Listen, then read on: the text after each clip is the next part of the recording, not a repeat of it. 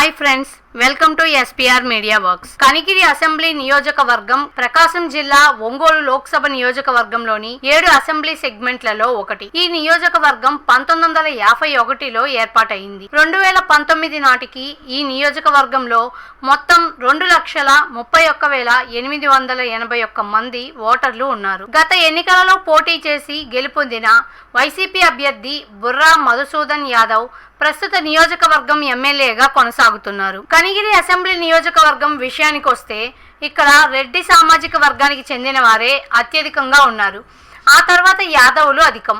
దీంతో ఈ రెండు సామాజిక వర్గాల మధ్య రాజకీయ ఆధిపత్యం కోసం పోరు జరుగుతోంది. పార్టీ ఏదైనా, ఎన్నికలు ఏవైనా కనిగిరిలో రెడ్లు లేకుండా పోటీ ఉండదు. గత 3 సార్లుగా జరిగిన ఎన్నికల ఫలితాలను విశ్లేషిస్తే 2009 ఎన్నికలలో కాంగ్రెస్ అభ్యర్థి ముక్కు ఉగ్ర నరసింహారెడ్డి ఇండిపెండెంట్ గా పోటీ చేసిన సుంకరి మధుసూదనరావుపై 2,935 ఓట్ల మెజార్టీతో గెలుపొందారు. 2014 ఎన్నికలలో టీడీపీ అభ్యర్థి కదిరి బాబురావు వైసీపీ అభ్యర్థి బుర్రా మధుసూదన్ యాదవ్ పై పోటీ చేసి 7,107 ఓట్ల మెజార్టీతో గెలుపొందారు. 2019 ఎన్నికలలో వైసీపీ అభ్యర్థి బుర్రా మధుసూదన్ యాదవ్ టీడీపీ అభ్యర్థి డాక్టర్ ముక్కు ఉగ్ర నరసింహారెడ్డిపై పోటీ చేసి 40,903 ఓట్ల మెజార్టీతో గెలుపొందారు. 2024 ఎన్నికలలో టీడీపీ అభ్యర్థి డాక్టర్ ముక్కు ఉగ్ర నరసింహారెడ్డి, వైసీపీ అభ్యర్థి దద్దాల నారాయణ యాదవ్ మరియు కాంగ్రెస్ అభ్యర్థి కదిరి భవానీల మధ్య పోరు జరగనుంది. రసవత్తరమైన ఈ పోరులో